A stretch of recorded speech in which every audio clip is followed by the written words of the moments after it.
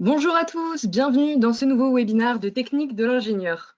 Aujourd'hui, nous allons aborder un sujet particulièrement d'actualité et qui inquiète nombre d'entre nous, à savoir l'impact du Covid-19 sur les perspectives économiques mondiales.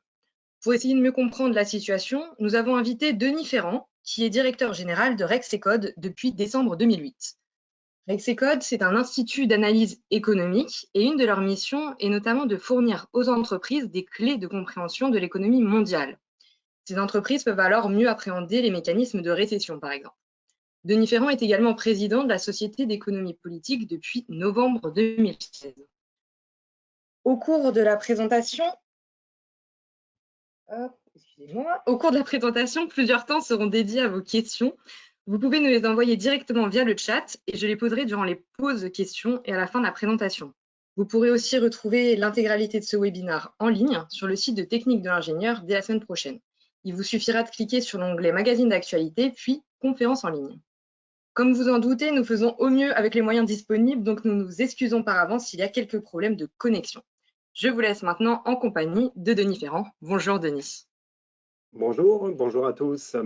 Enchanté de vous retrouver sur cette expérience d'un webinaire avec technique de l'ingénieur pour parler d'un sujet qui renvoie peut-être pas tellement à un sujet d'ingénieur, mais qui au total est une forme d'exposé d'ingénierie économique et d'ingénierie économique sur ce qui peut se passer d'un point de vue strictement économique dans cette période aussi extraordinaire. Il faut bien l'entendre par ce mot de extra ordinaire, que cette époque que nous vivons, c'est une époque qui est tout à fait originale du point de vue économique et qui explique aussi les raisons pour lesquelles il peut être assez compliqué de faire un peu de prévision économique parce qu'on manque de recul sur ce qui est en train de se passer et d'une certaine manière, on apprend en marchant et on découvre au fur et à mesure les impacts économiques que peut avoir cette crise.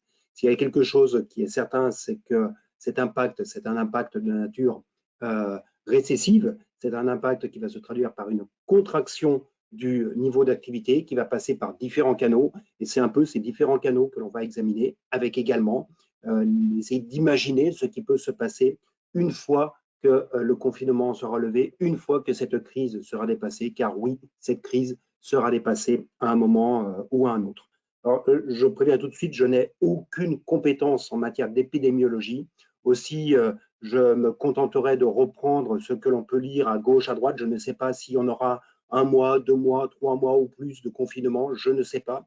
En revanche, l'objet de cette présentation est de vous proposer quelques clés de compréhension, quelques clés de lecture de l'impact économique que peut avoir ce confinement. Alors, je vais dérouler un certain nombre de diapositives. Alexandra l'a évoqué dans son préambule. Rexecode, c'est une organisation qui propose des clés de compréhension de l'environnement économique pour les entreprises. Et il y a quelque chose qui est dans notre ADN, c'est que nous fonctionnons à partir de l'observation de graphiques. Et donc, moi, je ne sais pas faire autrement que sans graphiques. Donc, je vous infligerai un certain nombre de graphiques, mais qui essayent de représenter un petit peu l'évolution de l'activité. Tout d'abord, sur l'épidémie, la pandémie en elle-même, qu'est-ce que l'on peut en dire? Je passe très rapidement sur cette diapositive. Vous le savez aussi bien que moi, les drames humains qu'elle provoque un peu partout dans le monde, comment cette pandémie se répand de Chine, puis vers l'Asie, elle s'est déportée vers l'Europe et désormais aura en tout cas très prochainement son épicentre aux États-Unis. Et donc, c'est l'ensemble des canaux du fonctionnement de l'économie mondiale qui sont bouleversés par le déploiement de cette pandémie, et toutes les perspectives antérieures que l'on pouvait tracer sont désormais à jeter aux oubliettes. Donc, nous allons essayer d'évaluer les nouvelles perspectives pour 2020-2021. Alors, il n'y a peut-être pas d'épidémiologie à Rexecode. En revanche, on peut peut-être regarder les enseignements du passé. Et parmi ces enseignements, on a déjà eu par le passé une épidémie de coronavirus. C'était le SRAS qui était intervenu en 2003.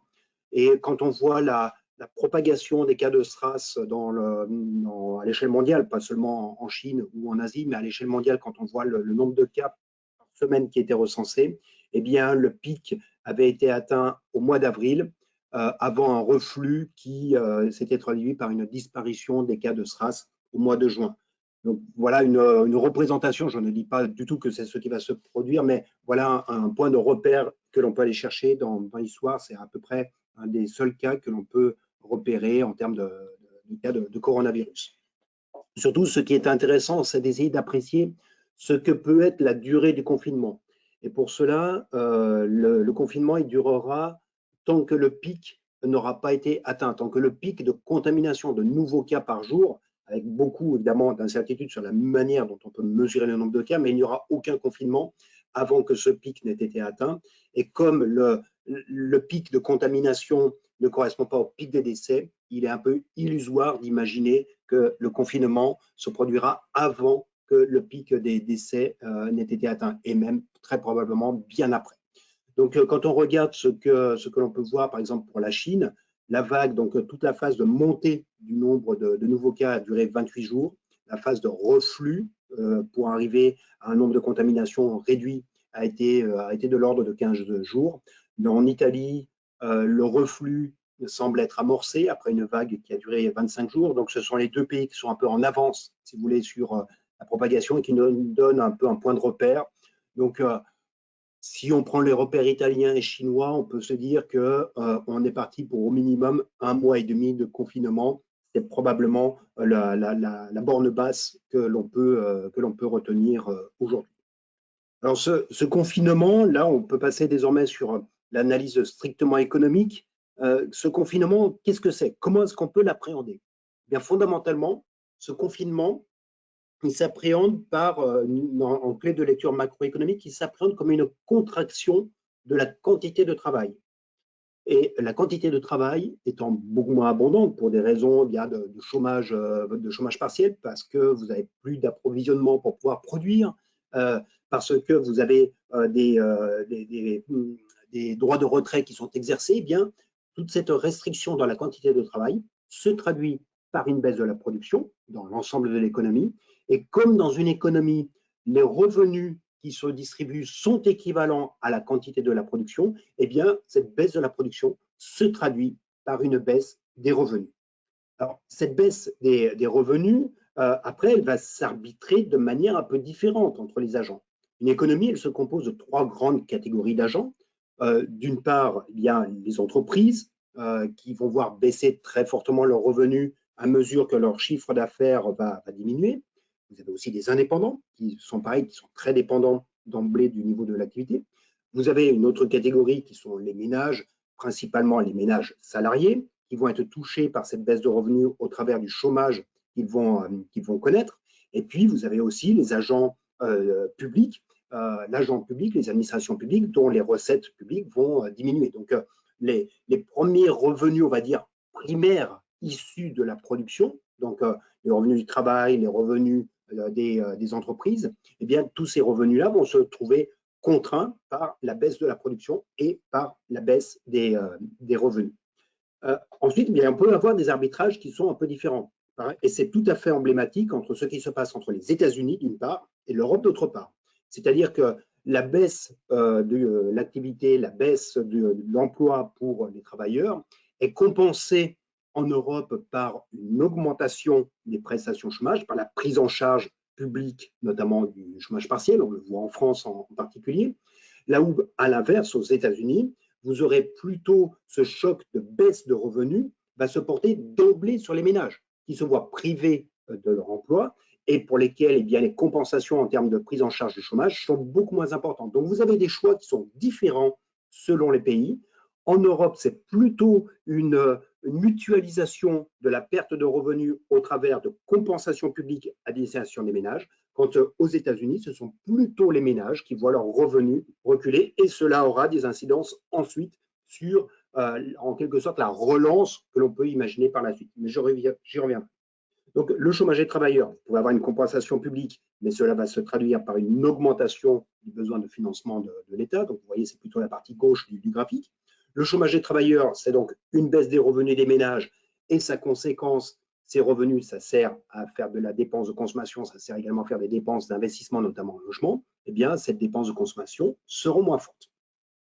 Du côté des entreprises, la baisse des revenus de celles-ci va se traduire par une baisse de l'investissement. Elles vont limiter d'une manière générale leurs dépenses, pas seulement leurs dépenses en termes d'emploi, mais également en termes d'investissement, en termes également d'achat auprès de leurs fournisseurs. On va aussi avoir progressivement une dégradation de la situation bilancielle des entreprises, une dégradation de leurs résultats et une dégradation de leur bilan. Elles vont essayer de compenser aussi les pertes de revenus par une augmentation du recours au crédit auprès des banques. Et donc, comme la situation bilancielle des entreprises va se dégrader, vous allez avoir petit à petit un déport de cette dégradation de la situation de bilan des entreprises vers les banques. Et donc, vous avez ensuite une boucle qui s'installe où la dégradation des bilans des banques, augmentée de la dégradation des comptes publics, eh bien, va créer des boucles de rétroaction sur lesquelles nous reviendrons aux conclusions de ce diapositive. Mais retenez globalement qu'on a une baisse de la quantité de la production qui se traduit par une baisse des revenus. On peut arbitrer entre les différents agents les compensations de ces baisses de revenus, mais au global, vous avez une baisse de la consommation, une baisse de l'investissement et donc une baisse de la demande finale globale qui s'effectue. On part bien d'un choc d'offres, dans un premier temps, qui se traduit dans un choc de demande. Alors maintenant, comment est-ce qu'on peut tracer la manière dont se déploie d'ores et déjà cette récession? Alors, il y a des pays qui sont en avance sur la récession, c'est évidemment la Chine, et on voit par exemple que dans le cas de la Chine, quand vous prenez l'indice de la production industrielle en janvier et février dernier, comparé à l'indice de la production industrielle de janvier et février 2019, eh bien on est sur un recul de 13%. Les ventes au détail, donc la consommation en Chine a reculé de l'ordre de 20% sur la même période, janvier-février 2020 sur janvier-février 2019. Et puis, pour l'investissement, on est sur quelque chose qui est de l'ordre de moins 24% sur la même période. Donc, vous voyez un choc qui est extrêmement massif dans le cas de la Chine. Et s'il y a des redémarrages aujourd'hui, c'est encore très, très limité, d'autant que la Chine est désormais confrontée au fait qu'elle a exporté en quelque sorte la pandémie et que désormais le choc de demande se porte sur les économies européennes, sur l'économie américaine, qui demande désormais bien moins de produits fabriqués en Chine qu'ils ne le faisaient auparavant. Autre choc pour le moins spectaculaire et qui renvoie à ce que j'évoquais tout à l'heure, c'est-à-dire que dans le cas des États-Unis, cet choc de contraction de la quantité de travail se traduit par une augmentation du nombre de chômeurs. Et donc, vous avez tout de suite eu une accélération soudaine du nombre de personnes qui viennent s'inscrire au chômage, parce que c'est le mode de fonctionnement aux États-Unis. Vous n'avez pas de chômage partiel, en tout cas pas aussi développé que ce que l'on peut avoir en Europe, en Allemagne, depuis plusieurs années, de manière plus récente, en tout cas dans l'intensité de son utilisation, pour ce qui concerne la France. Et donc, on a une accélération soudaine des inscriptions au chômage qui a été portée à 3 300 000 chômeurs déclarés en plus au cours de la semaine dernière. Vous voyez qu'au pire, donc on a pris exprès une échelle de temps extrêmement longue, au pire que l'on avait pu connaître pendant la récession de 2008-2009, on était monté à 780 000 demandes d'inscription au chômage par semaine aux États-Unis. Donc, vous voyez, on est dans un rapport de 1 à 4, sachant que les augmentations soudaines d'inscription au chômage viennent notamment de salariés du secteur de la restauration, du secteur des loisirs, qui sont en arrêt complet d'activité. Et on peut tout à fait imaginer que quand l'activité redémarrera, ce seront des personnes qui sortiront assez rapidement du chômage pour retrouver les emplois qu'ils occupaient jusqu'à présent. Alors, rapprochons-nous un petit peu de ce qui se passe en Europe.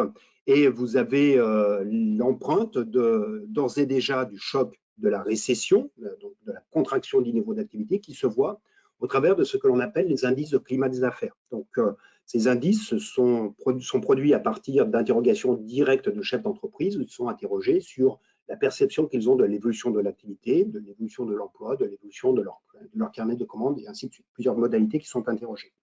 Et c'est très intéressant de distinguer ces enquêtes par secteur, parce qu'on voit bien que dans le cas du secteur manufacturier, donc dans l'industrie, on a un recul très soudain de la perception de l'activité. Et vous voyez qu'il y a une chute qui est d'ailleurs très marquée dans le cas de la France, cet indicateur de climat des affaires, quand on passe en dessous de la ligne de 50, c'est que l'on entre dans une zone de contraction de l'activité, mais on n'est pas tombé aussi bas que l'on était tombé en 2008 et 2009 pour ce qui concerne l'industrie. En revanche, dans les secteurs de services, là, c'est vraiment une chute aux abysses. Vous voyez qu'on est beaucoup plus bas que le niveau qui avait été atteint en 2008-2009 pour les activités de services. Et c'est un des traits tout à fait caractéristiques de cette récession qui vient aussi interroger la manière dont on en sortira. C'est-à-dire que habituellement, ce sont les secteurs industriels qui prennent le choc récessif et qui amplifient d'une certaine manière la récession qui peut se manifester. Mais en revanche, les activités de service sont des activités qui sont plus inertes, moins sensibles à l'évolution de la conjoncture. Là, on est dans quelque chose qui est totalement inversé. Le choc récessif est violent et il sera très fort sur les secteurs industriels, mais c'est surtout dans le secteur des services qu'il est très concentré. L'activité de restauration, de loisirs dont on a parlé tout à l'heure. Et surtout, ce sont des secteurs qui, d'une certaine manière, ont moins l'expérience des chocs récessifs que cela n'est le cas de l'industrie. Et donc, cela accentue très probablement le risque d'accélération des défaillances d'entreprises, de fermeture d'entreprises au sortir de la récession que l'on pourrait connaître. Et c'est là la principale inquiétude que l'on peut avoir, moins au moment de la crise elle-même qu'au moment de la sortie de cette récession. Alors, cette crise sanitaire devient une crise économique et elle se double aussi d'un choc financier qui peut avoir un effet de retour ensuite sur une amplification de la crise économique. Mais la séquence, elle est vraiment celle-ci. Une crise sanitaire qui, par les comportements qu'elle induit, se traduit par une crise économique, et cette crise économique se double d'un choc financier par ce que l'on va appeler le retour de la prime de risque. La prime de risque, donc, c'est-à-dire qu'avec les très faibles taux d'intérêt que l'on a connus au cours de la période récente, vous aviez tous les taux qui étaient complètement écrasés. Que vous prêtiez en gros à une multinationale ou à l'artisan du coin, vous prêtiez à peu près au même taux d'intérêt. J'exagère évidemment en disant ceci, mais a priori, le risque d'être remboursé ou pas par la multinationale ou par l'artisan est un petit peu plus fort quand il s'agit de l'artisan. Et donc, vous avez des taux d'intérêt qui peuvent différer quand même assez largement. Eh bien, la tendance que l'on avait depuis plusieurs années, c'était d'un resserrement de ces primes de risque et donc d'un resserrement des écarts de taux selon les qualités de signature des entreprises. Ici, on a distingué les taux qui sont pratiqués sur des obligations, donc des émissions de papier sur les marchés financiers qui sont faites par les entreprises aux États-Unis. Les entreprises qui sont notées AAA, ce sont les entreprises qui ont la meilleure signature, ce sont les entreprises qui sont les plus solides. Les signatures triple B, ce sont les signatures, c'est le dernier niveau de ce que l'on appelle en économie l'investment grade. Donc, ce sont des entreprises qui ont encore une bonne qualité de signature, mais sur lesquelles il y a des doutes un peu plus importants. Et les signatures high yield, haut rendement, sont des entreprises qui sont d'une qualité, enfin, dont la signature est d'une qualité plus médiocre. Et donc, ce que l'on voit réapparaître pendant la crise, c'est une soudaine remontée en flèche des primes de risque. Et ça, c'est un élément qui peut être très déstabilisant parce que vous avez, avec cette remontée des rendements, eh bien, une augmentation du coût du financement pour les entreprises et donc un risque de faillite de celles-ci. Autre illustration du choc financier, c'est ce qui s'est passé sur les marchés boursiers.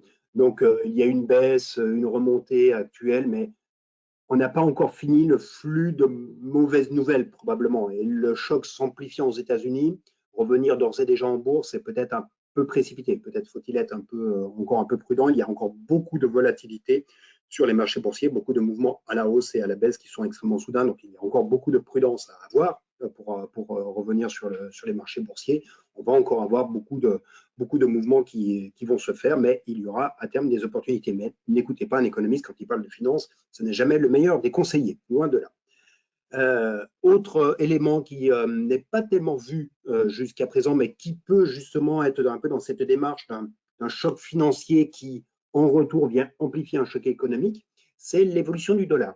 L'évolution du dollar, alors ici, vous a retracé le taux de change effectif nominal du dollar. Le taux de change effectif, c'est la combinaison des taux de change du dollar contre un ensemble de devises. C'est le taux de change du dollar contre l'euro, contre le yen, contre le franc suisse. Et donc, on agrège toutes ces parités, une à une, on les agrège dans un ensemble qui s'appelle le taux de change effectif.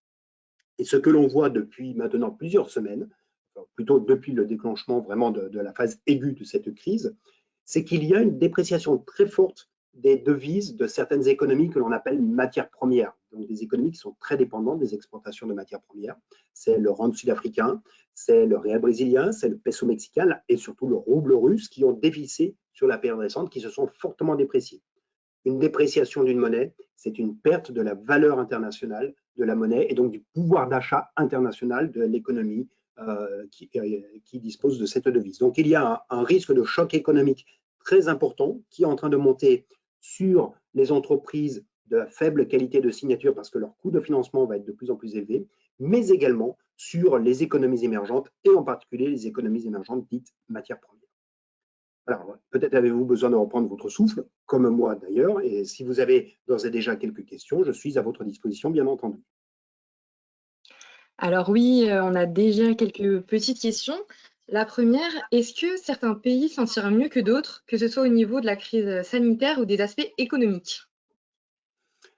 Alors, le premier pays auquel on peut penser, en fait, les deux premiers pays auxquels on peut penser sont la Corée du Sud et Taïwan, qui, par les pratiques qu'ils semblent avoir adoptées, mais là encore, hein, je ne suis pas suffisamment spécialiste du sujet, mais par les pratiques qu'ils ont adoptées, avec notamment des tests très importants et une mise en quarantaine des personnes qui étaient jugées, vues positives, enfin, qui répondaient positivement aux tests, ce sont des économies qui ont évité le confinement de l'ensemble de la population tel qu'on l'observe en Europe actuellement et désormais aux États-Unis tel qu'on l'a observé en Chine. Et donc, c'est pas la pandémie qui est un choc économique, c'est le mode de réponse à la pandémie qui est un choc économique. C'est bien le confinement qui crée un choc économique et toutes les économies qui auront moins recouru au confinement s'en sortiront plutôt mieux. Sauf, évidemment, s'ils font ce pari, enfin, ça marche s'ils font cette démarche en même temps qu'ils testent la population. Si c'est pour laisser se répandre la pandémie, ne pas faire de confinement, se laisser se répandre la pandémie, c'est un drame sanitaire absolu. Et donc, c'est quelque chose qui n'est pas acceptable. Mais si vous avez en même temps absence de confinement, mais parce que vous êtes doté des capacités de répondre à l'urgence sanitaire, alors oui, vous vous en sortez. D'accord, on a une deuxième question. Donc, quel était le contexte de l'industrie avant la crise? On parlait d'une récession industrielle en 2019. Est-ce que c'est toujours le cas? Est-ce que c'était toujours le cas? Oui, c'est vrai, 2019 est une année qui était très particulière et c'est vrai, on a oublié, ça paraît presque du paléolithique désormais que de parler de 2019 avec tous les événements qui se sont enchaînés depuis. Mais 2019, c'était une année de contraction de l'activité industrielle à l'échelle mondiale. L'industrie a enchaîné en réalité plusieurs chocs au cours de l'année 2019. C'était tout d'abord ce qu'on appelle le cycle de l'électronique qui s'était retourné, une très forte chute des ventes de semi-conducteurs à l'échelle mondiale. Et donc ça a un impact très lourd sur l'industrie. Vous avez également une contraction importante de l'activité dans l'industrie automobile et avec des effets de propagation très forts, notamment observés en Allemagne, où l'activité industrielle liée à l'automobile représente un poids dans la richesse nationale en Allemagne qui est démesuré relativement à d'autres pays en Europe. En gros, l'industrie automobile en Allemagne, c'est 4% de la valeur ajoutée. En France, en comparaison, on n'est même pas à 1%. Donc, c'est un poids qui est déterminant. Et puis surtout, il y a deux chocs et qui, là, pour le coup, perdurent. C'est le choc de Boeing. Quand Boeing est empêché de produire parce qu'ils ont un gros problème sur leur avion 737 MAX, eh bien, cela a un impact économique de récession, un impact économique négatif sur les États-Unis à hauteur de 0,3 points de PIB, de la richesse annuelle, de la richesse créée chaque année. Et puis, ce qui est en train de se produire également et qui va s'amplifier, c'est le fait que vous avez du désinvestissement désormais qui intervient dans le secteur de l'énergie. C'est notamment tout le secteur de l'exploitation du pétrole de schiste qui est en train de se retourner aux États-Unis et ce retournement ne va faire que s'amplifier avec la guerre des prix qu'ont allumé la Russie et l'Arabie Saoudite au cours des derniers jours. Donc, mais au Ok, global, si vous voulez, l'industrie avait subi des chocs simultanés, on va dire en 2019. Elle était quand même en train de sortir de l'ornière modulo les questions sur Boeing et sur l'investissement pour le pétrole de schiste, mais globalement l'industrie était en train de réaccélérer progressivement. C'est évidemment cette réaccélération qui est désormais caduque. merci. Alors, on a beaucoup de questions. En termes de temporalité, ces bouleversements macroéconomiques et leurs conséquences vont s'étendre sur combien d'années selon vous? Tout dépend de la durée du confinement, mais justement, c'est peut-être que cela anticipe un peu sur la suite de la présentation. Tout dépend de la durée du confinement. Plus le confinement durera, plus l'impact économique sera fort. Et on n'est pas dans une relation linéaire, dans le sens où 2 mois de confinement a un impact économique qui est plus important que la simple multiplication de l'impact sur un mois par 2. Donc, si le confinement dure 2 mois, sa trace sera beaucoup plus profonde que s'il dure 1 mois. Et vous aurez compris que moi, je retiens plutôt, on est à minima 1 mois et demi.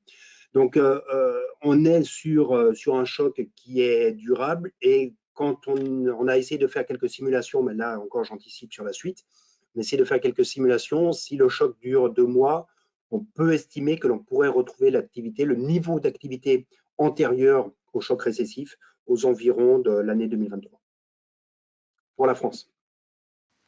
Merci. Une autre question, sachant que je ne vais pas toutes les faire maintenant, on va en garder pour la fin de la présentation. J'en sélectionne juste une dernière.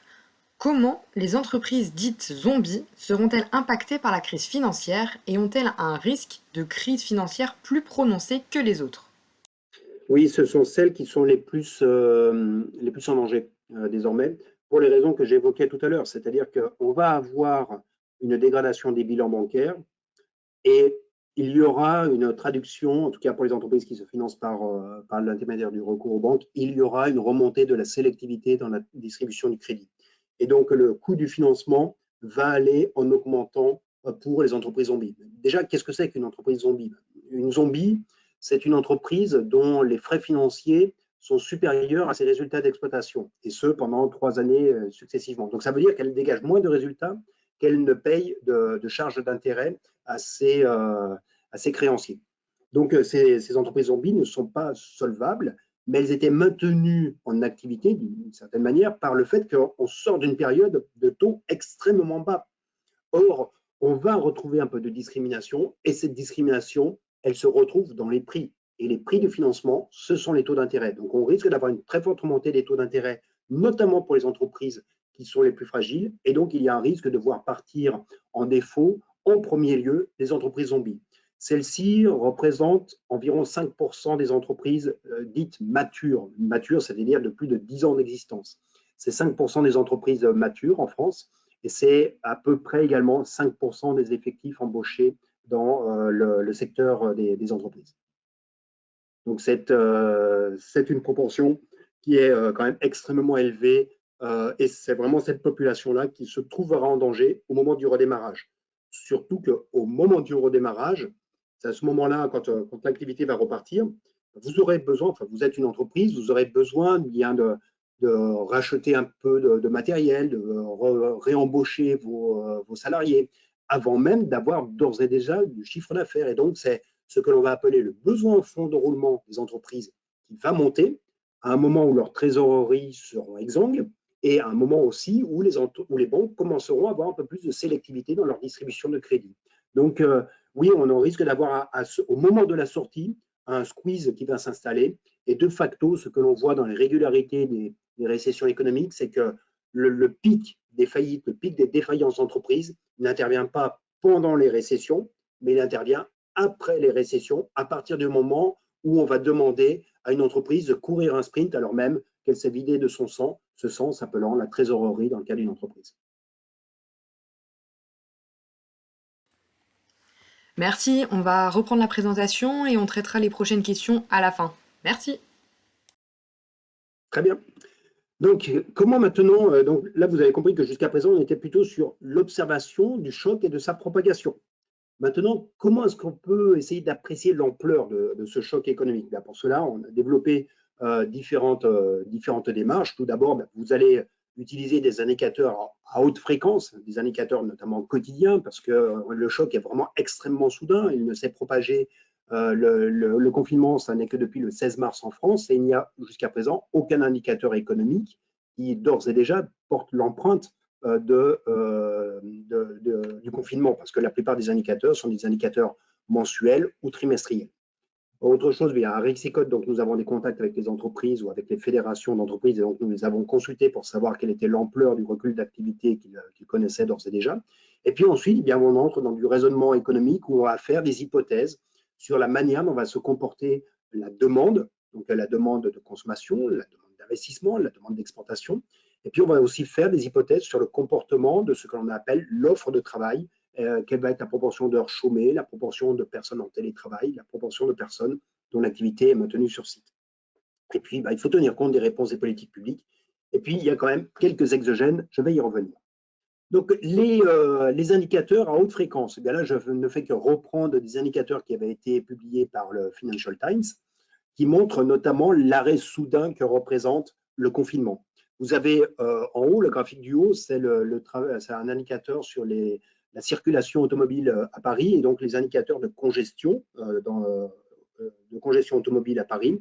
Donc, vous voyez que ce qui apparaît en rouge, c'est les 7 jours qui ont précédé le confinement. Et puis, ce qui apparaît en gris, mais qui parfois ne se voit même plus désormais, c'est les indicateurs de congestion à partir du moment où le confinement a été prononcé. Donc, vous voyez un effondrement de la circulation automobile, qui a notamment pour traduction le fait que la consommation de carburant en Île-de-France a chuté de 80% au cours du confinement. Autre indicateur, des indicateurs de la demande d'énergie, qui, elle aussi, a chuté de l'ordre de 35%. Vous voyez l'air qui est représenté en rouge pâle, représente l'écart entre la consommation d'énergie pendant la semaine de confinement et la consommation d'énergie lors de la semaine d'il y a 15 jours avant le confinement. Donc, vous voyez là aussi l'ampleur de la baisse de la demande qui est intervenue de l'ordre encore de 30-35%. Comment est-ce qu'on apprécie donc également? On va interroger des personnes qui sont directement en prise avec l'activité, celles qui font l'activité. Et donc, quelques indicateurs qui nous semblent assez parlants de l'arrêt buffet que représente ce confinement, c'est notamment sur l'automobile. Vous avez peut-être entendu ce matin le comité des constructeurs français d'automobiles qui a sorti ses immatriculations sur le mois de mars, sachant que le mois de mars, la moitié de celui-ci était hors confinement. On est passé d'un flux en gros de 6 000 immatriculations de véhicules par jour, tels qu'on les connaît ordinairement, à 300 immatriculations seulement. Donc, vous voyez l'arrêt que cela représente. Du côté du bâtiment, c'est 70 à 80% des chantiers qui sont à l'arrêt. Et dans l'industrie, vous avez des situations qui vont être très hétérogènes, avec des activités qui ferment parce que les commandes ne sont plus là, parce que vous avez des manques de matériel, de matières premières, parce que vous avez des problèmes de logistique, vous avez de l'absentéisme salarial également, et donc ça on le voit dans la mécanique, dans l'automobile, dans l'ameublement, ce sont des secteurs qui sont quasiment à l'arrêt. Vous avez des secteurs dans lesquels l'activité est suspendue, le temps de faire de la désinfection pour mettre en place des mesures sanitaires et donc mettre en place de véritables plans de continuation de l'activité. On a été assez frappé d'échanger, quand on échange avec des entreprises, d'entendre beaucoup d'entreprises qui déclarent envisager, recommencer à produire d'ores et déjà, parce qu'ils auront mis en place des dispositifs qui permettent d'assurer la protection des salariés qui reprennent le poste. Encore faut-il bien jauger de l'engagement de moyens que peut tenir un entrepreneur et de l'engagement de résultat qui est celui de la protection effective de la santé du salarié au travail. Et puis, vous avez toujours dans l'industrie des activités qui sont des secteurs qui sont toujours en forte activité. Bien sûr, les secteurs prioritaires, ceux de la santé, de l'énergie, de l'alimentation, des télécoms, la chimie, parce que la chimie irrigue notamment les secteurs qui sont prioritaires, mais avec une épée de Damoclès qui est celui d'un risque de ralentissement si davantage de salariés sont absents ou malades ou se mettent en retrait de l'activité car ne se sentant pas protégés. Et puis, vous avez des exemples types. Souvent, la lecture au niveau de l'ensemble d'un secteur industriel n'est pas assez fine. Mais, vous voyez, par exemple, la plasturgie, un effondrement de son activité qui est lié à l'automobile, qui est lié à la construction, mais en revanche, connaît une très forte accélération pour toute la partie emballage, notamment à destination des industries agroalimentaires. Donc, des situations qui sont extrêmement hétérogènes. Et c'est en cela que quand on va essayer d'apprécier l'impact économique, il ne faut pas être dans une lecture qui soit top-down, c'est-à-dire partir de la logique économique générale et puis dire, voilà, pour chaque secteur, ça va être ça. Non, vraiment combiner cette approche top-down avec une approche bottom-up, se faire des hypothèses pour chaque secteur, pour chaque type de produit, quelle va être la quantité, quelle va être l'évolution de la demande, quelle va être l'évolution également des conditions de l'offre pour chaque secteur. Et c'est ça qui va nous donner à la fin une estimation de l'impact économique. Alors, quel impact sur le niveau de la demande finale alors là, d'un mois de confinement? Donc, nous, on a fait quelques hypothèses. parce que vous ne pouvez faire que des hypothèses jusqu'à présent. Donc, vous allez certes essayer de réduire au maximum ces hypothèses en sollicitant de l'information en provenance de vos adhérents dans le cadre Hexicode, mais il n'empêche que ce ne sont que des hypothèses. Donc, on s'est dit, allez, les 2/3 des exportations, parce que la demande finale, c'est une combinatoire de consommation, d'investissement et d'exportation, desquelles on va retrancher les importations pour faire le solde commercial, plus les variations de stock. Mais la demande finale dans une économie, c'est ça, consommation, investissement et commerce extérieur. Donc, le commerce extérieur, on imagine que les 2/3 du commerce extérieur est empêché. Les investissements, pareil, les 2/3 sont empêchés. Puis, la consommation va avoir des évolutions très hétérogènes selon le type de produit qui est dépensé. On a un arrêt complet de la consommation dite par interaction sociale, la dépense type restaurant, services de loisirs, culture, voyage. Vous avez des décisions d'achat qui sont repoussées dans le temps. L'automobile que vous n'achetez pas au mois de mars ou au mois d'avril, vous l'achèterez peut-être en mai ou en juin. Pareil pour de l'électroménager. Vous avez aussi tout un ensemble de dépenses qui sont totalement différentes au contexte économique. Les loyers, votre loyer n'est pas changé selon que vous soyez en confinement ou pas. Idem, votre police d'assurance, vous payez le même montant. Or, ce sont des éléments qui rentrent dans vos dépenses de consommation. Les services financiers, et également tout l'ensemble des abonnements. C'est un poste qui est très important, qui pèse un poids très élevé dans l'ensemble de la consommation des ménages. Et puis, vous avez aussi des dépenses qui, elles, sont en accélération, la communication, l'alimentation, parce que ce que vous ne consommez plus au restaurant, eh bien, vous le consommez en direct, à travers des canaux de distribution, et puis les produits de santé. Et ce qui compte, c'est certes d'apprécier le choc initial, le choc aujourd'hui sur la demande finale, mais également d'imaginer quelle sera la récupération de cette dépense qui est non effectuée, cette part de décisions d'achat qui sont repoussées dans le temps et qui seront effectuées au mois de juin. Évidemment, ce n'est pas parce que vous n'êtes pas allé au resto pendant un mois et demi que vous allez aller 3 fois au resto par jour, une fois que vous serez sorti du confinement. Donc, vous ne pouvez pas avoir une récupération qui est intégrale de cette dépense non effectuée. Donc, on a fait l'hypothèse que 50% de l'investissement et des exportations non réalisées sont récupérés dans le cas où on est sur un mois de confinement, mais ce serait simplement les 3/4 qui seraient abandonnés ou simplement donc 25% qui seraient récupérés si on passe sur 2 mois de confinement.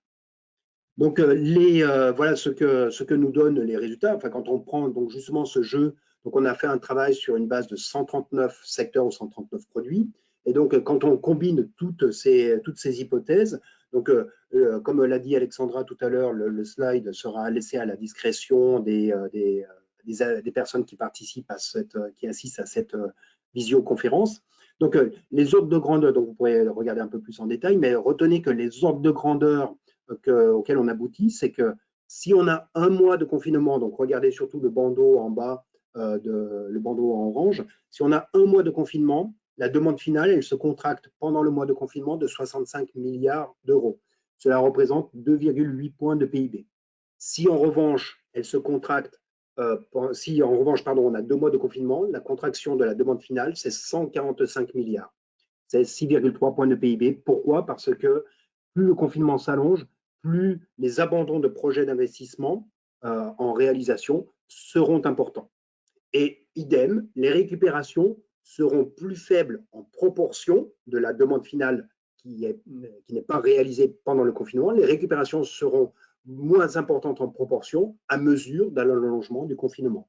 Donc, on peut imaginer qu'on pourrait récupérer 26 milliards des 65 milliards perdus au fil du temps après la sortie du confinement, ce qui vous représente 1,1 point de PIB, ou 44 milliards si on a 2 mois de confinement. Donc, au final, et c'est ça qui est important à apprécier, c'est quelle est la demande qui est perdue de manière permanente. Et donc, quel est le niveau de PIB qui est perdu de manière permanente? Eh bien, ce niveau, nous l'avons estimé à 38 milliards d'euros, soit 1,7 point de PIB perdu de manière permanente parce que c'est une activité qui ne se sera pas réalisée et qui ne peut être récupérée. Donc, c'est 38 milliards si on a un mois de confinement, 1,7 point de PIB. Mais si on a 2 mois de confinement, alors c'est 100 milliards qui est perdu, c'est-à-dire l'équivalent de 4,4 points de PIB qui se retrouvent perdus.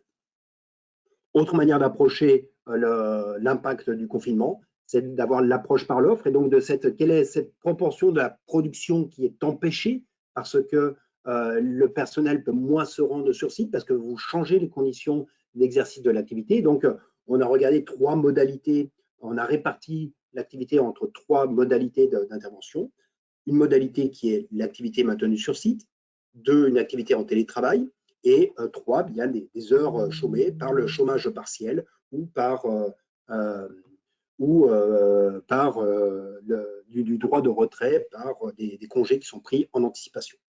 Donc voilà, on vous dit quels sont les détails des activités qui sont majoritairement maintenues sur site. Évidemment, toutes les dépenses qui sont liées à la consommation prioritaire et à leurs intrants.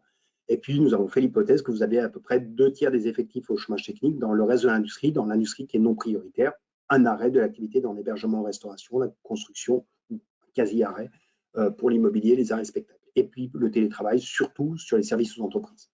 Donc, au total, quand on prend ces différentes activités, on a abouti à ce qu'on aurait dans l'ensemble de l'économie 32% des heures travaillées qui sont maintenues sur site, 37% des heures travaillées qui s'effectueraient en télétravail et 31% des heures qui sont chômées.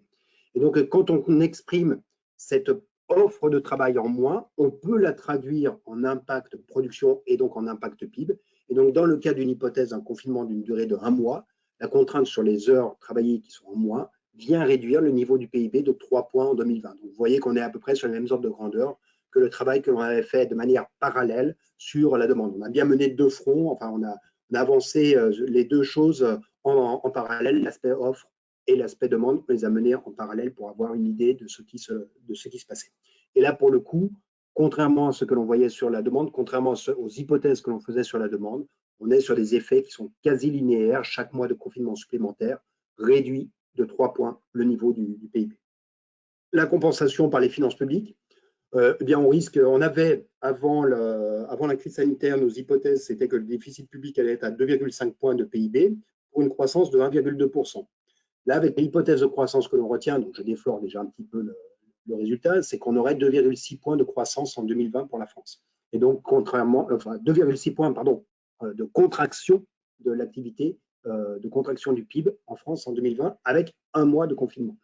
Donc, dans ces conditions-là, le déficit public atteindrait 5,2 points de PIB par un effet de mécanique conjoncturelle, qui est la baisse des recettes, notamment des recettes fiscales de l'État, et puis la compensation, le chômage partiel notamment, qui vient compenser la perte de revenus en partie pour certains salariés.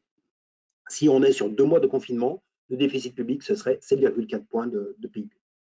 Et puis, quand même, pour avoir une tonalité un peu positive, il y a quelque chose, alors ça ne se voit pas forcément parce que, comme je le disais, actuellement, personne ne va consommer du carburant, ou presque, mais on a un contre-choc pétrolier qui est massif, qui est soudain, et qui vient restituer du pouvoir d'achat pour une économie comme l'est l'économie française, qui est une économie majoritairement importatrice de pétrole.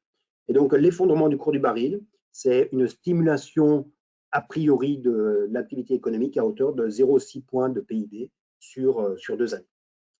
En résumé, si on a de manière instantanée pour 1 mois de confinement, on a un effet de demande de contraction du PIB de 2,8 points et un effet d'offre de travail par la baisse des heures travaillées d'environ 3 points de PIB. Si on a 1 mois de confinement, on a une récupération ultérieure de 1,1 point de PIB.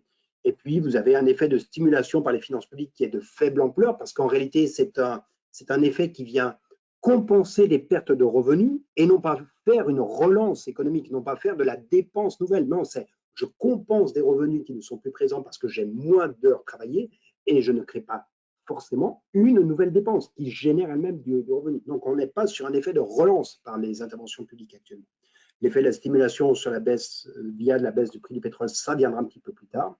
Et puis surtout, bien, les grandes inconnues, c'est quelle sera la proportion des projets d'investissement qui étaient jusqu'à présent dans les esprits et qui seront annulés. Et ça, aujourd'hui, personne n'a une capacité à le dire. Mais ce dont on peut être à peu près certain, c'est que dans les périodes de contraction des résultats, vous avez un comportement de la part des entreprises, qui est un comportement, on va dire, il n'y a aucun jugement de valeur là-dedans, mais qui a un comportement normal, qui est celui de limiter au maximum les dépenses, de garder le plus possible de trésorerie. Et un des éléments qui permet de limiter la baisse de la dégradation de la trésorerie, c'est d'annuler les dépenses d'investissement. Et est-ce que ces dépenses d'investissement seront annulées de manière temporaire ou est-ce qu'elles seront annulées de manière définitive? Et donc, l'annulation des projets d'investissement, c'est derrière une moindre capacité de l'économie à croître. Et puis surtout, la question, quelle sera l'ampleur de la destruction du capital qui va intervenir par la disparition des entreprises. Et là, ce faisant, bien, c'est ce que les économistes ont appelé la croissance potentielle de l'économie, qui sera d'autant plus écornée, d'autant plus atteinte que la destruction du capital par la disparition d'entreprises sera importante. Donc, retenez surtout l'idée qu'il y a une non-linéarité très probable de l'allongement du confinement. C'était un peu ce que j'évoquais tout à l'heure. 2 mois de confinement, son impact est supérieur à la multiplication par 2 de l'impact d'1 mois de confinement. Et on imagine qu'il peut y avoir une perte permanente du niveau de PIB, donc perte permanente dans le sens où on fait perte immédiate moins récupération, perte permanente de 1,7 points si on a 1 mois de confinement, de 4,4 points pour 2 mois.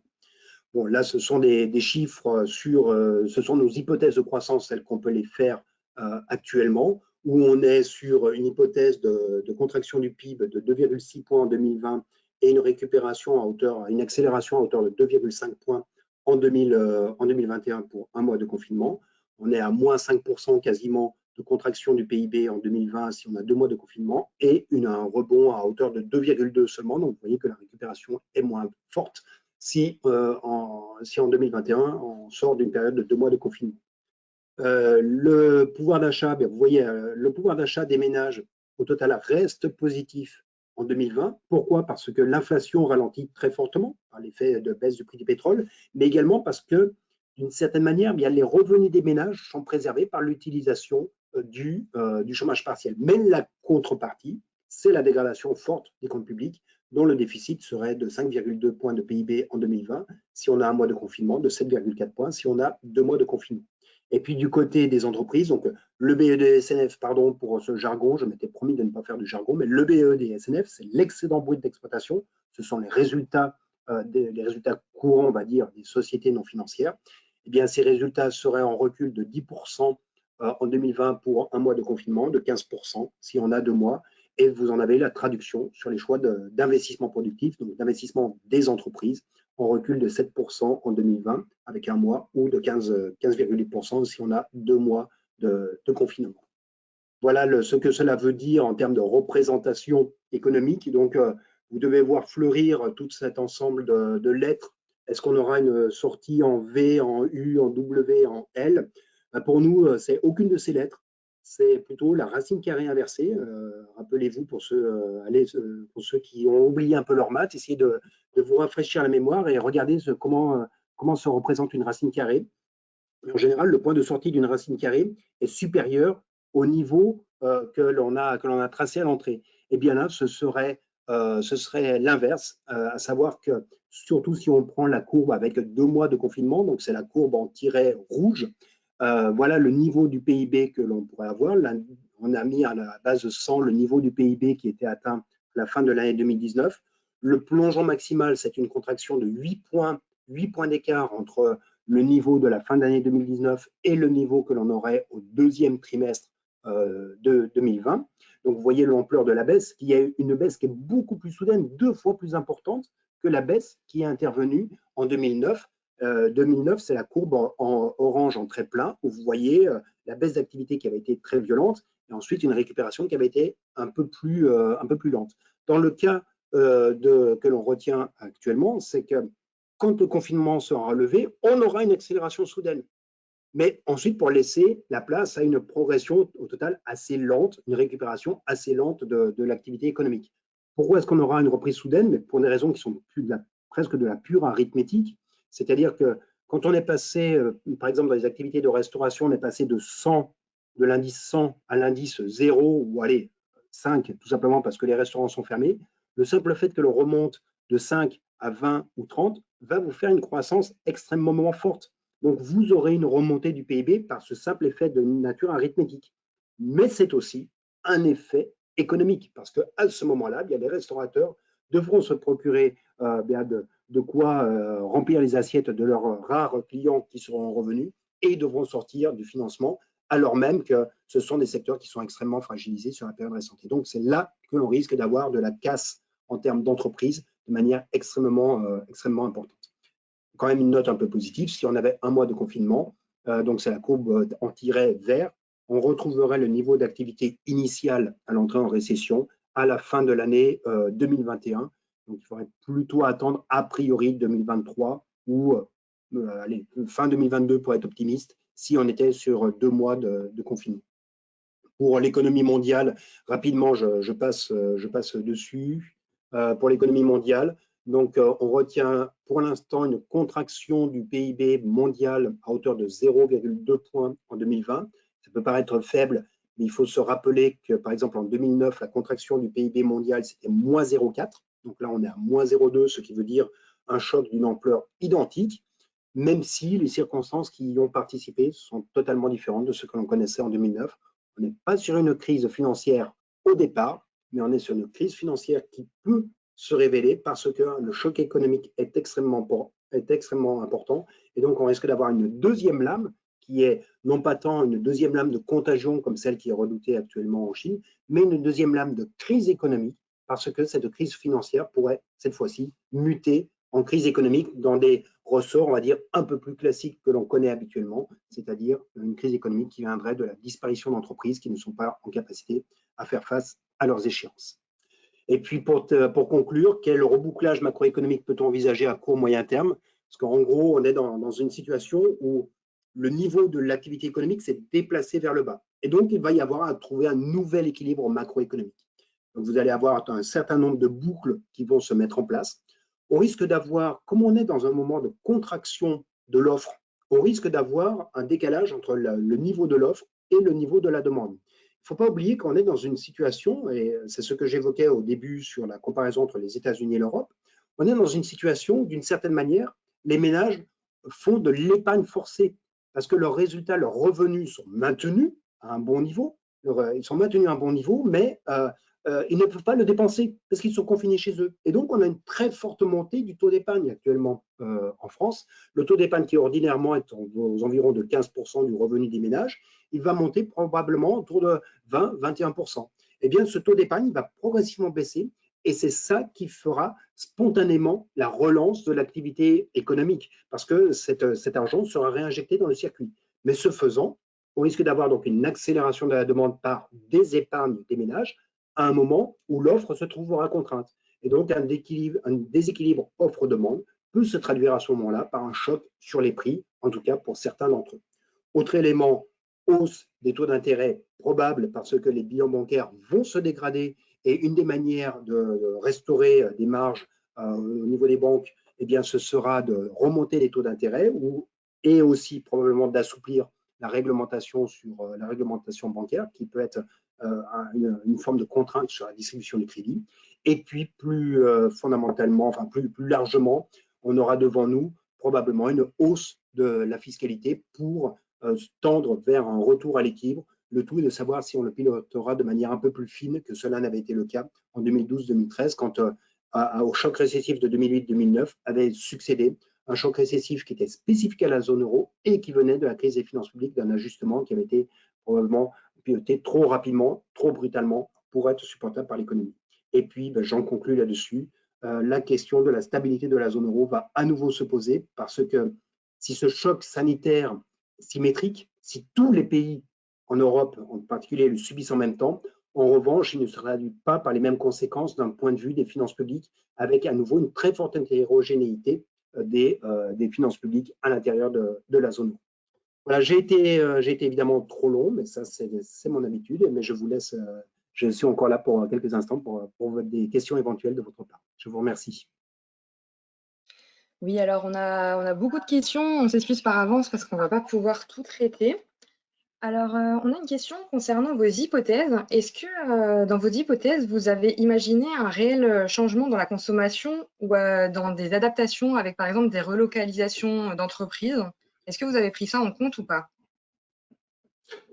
Non, on ne l'a pas pris en compte, mais en revanche, on commence à travailler sur ce que veut dire la relocalisation. Et quand je parlais tout à l'heure de boucle inflationniste, c'est quelque chose qui rentrera dans une boucle inflationniste. Dans le sens où il faut bien se demander pourquoi on a fait de la délocalisation. C'était dans un premier temps pour travailler dans des conditions, on va dire, plus efficaces. Et plus efficace en économie, c'est moins coûteux. Donc la délocalisation, c'était une recherche de moindre coût. La relocalisation, à moins d'arriver à la faire dans les mêmes conditions d'efficacité, dans les mêmes conditions de coût que ce que l'on a, de coût économique, j'entends. Je ne parle pas de considération de coût écologique, de coût environnemental. Mais si on vient faire les relocalisations dans les mêmes conditions de coût en Europe par rapport à un coût de ce que l'on avait délocalisé, par exemple, en Asie, eh bien très bien, ce sera un nouvel équilibre. Mais il y a de bonnes chances, ou plutôt un risque élevé, pour que cette relocalisation se fasse à des conditions de coût plus élevées. Et donc, on voit bien qu'il y a une tension qui va se créer entre… on voit bien que la question aujourd'hui qui se pose, c'est en gros le coût de la non-souveraineté, le fait que l'on ne maîtrise pas nos approvisionnements. C'est ce que l'on a vu avec le médicament. Et on se rend bien compte que ça a un coût qui est prohibitif.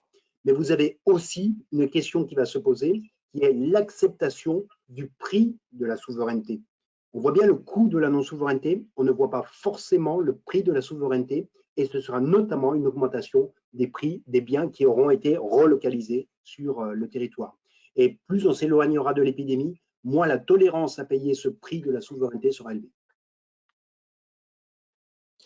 D'accord. Ensuite, on a une question concernant l'emploi. Est-ce que vous arrivez à visualiser quel impact cette crise aura sur le chômage? Alors, de toute façon, il y a déjà du chômage. D'une certaine manière, on fait du chômage déguisé au travers du chômage partiel, mais on a bien une contraction du niveau des heures travaillées, donc qui est une forme de chômage. Là, pour l'instant, mais l'important, c'est que quand on est dans le chômage partiel, la relation contractuelle n'est pas rompue. Donc, vous n'êtes pas un chômeur en tant que tel. Comme vous êtes en chômage partiel, vous n'êtes pas comptabilisé comme un chômeur. Vous êtes un employé.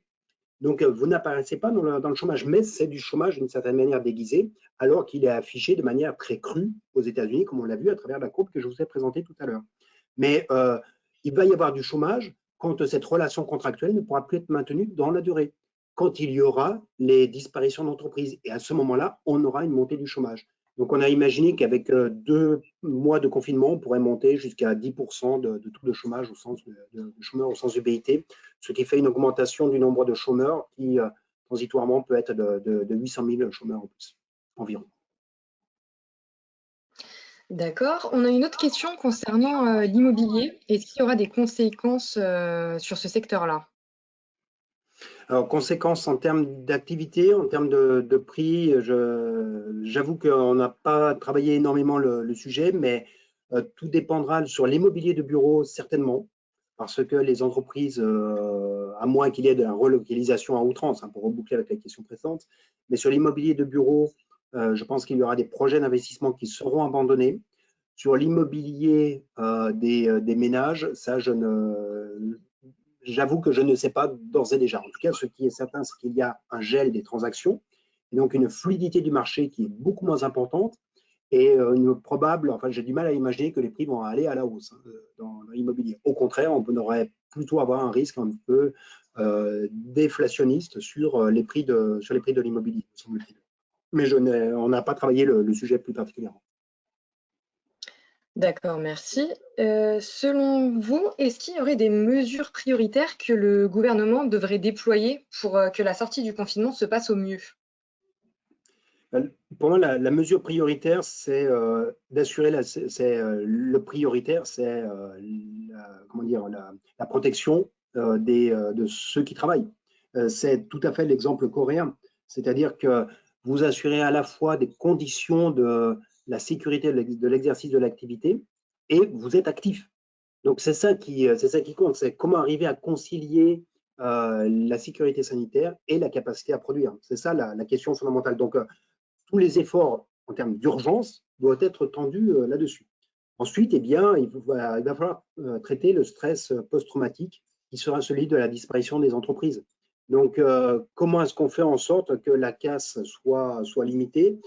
Ou alors, est-ce qu'on profite de la situation pour faire du nettoyage d'entreprise? Excusez-moi pour ce terme qui peut être extrêmement brutal, mais est-ce qu'on en profite pour faire en sorte que eh bien, le tissu productif se redynamise, que des entreprises qui étaient maintenues à bout de bras par des conditions de financement extrêmement avantageuses, mais qui n'avaient pas forcément lieu d'être, est-ce qu'à ce moment-là, eh bien, on les restructure? Est-ce qu'on entre dans des plans de sauvegarde un peu plus importants? Et surtout, comment est-ce qu'on les accompagne de manière à éviter une casse qui soit pas trop brutale? Mais en tout cas, il va y avoir de la casse de manière spontanée. Le tout, c'est de savoir l'organiser. D'accord, merci beaucoup. Alors, on va devoir arrêter ce webinaire. Merci beaucoup, Denis Ferrand, pour votre présentation. Merci. Il y a encore Merci à tous. beaucoup de questions en suspens. Je vous invite à regarder régulièrement notre magazine d'actualité. On va essayer d'écrire plusieurs articles économiques pour traiter davantage cette crise. Donc, vous trouverez peut-être les réponses à vos questions dans nos articles. Je vous remercie tous d'avoir été très attentifs et très nombreux aujourd'hui. Je vous rappelle que vous retrouverez en ligne le replay du webinaire dès la semaine prochaine sur le site de Technique de l'ingénieur dans l'onglet Magazine d'actualité. Je vous souhaite à tous une très belle journée et beaucoup de courage durant cette période assez compliquée. Au revoir et à bientôt. Au revoir.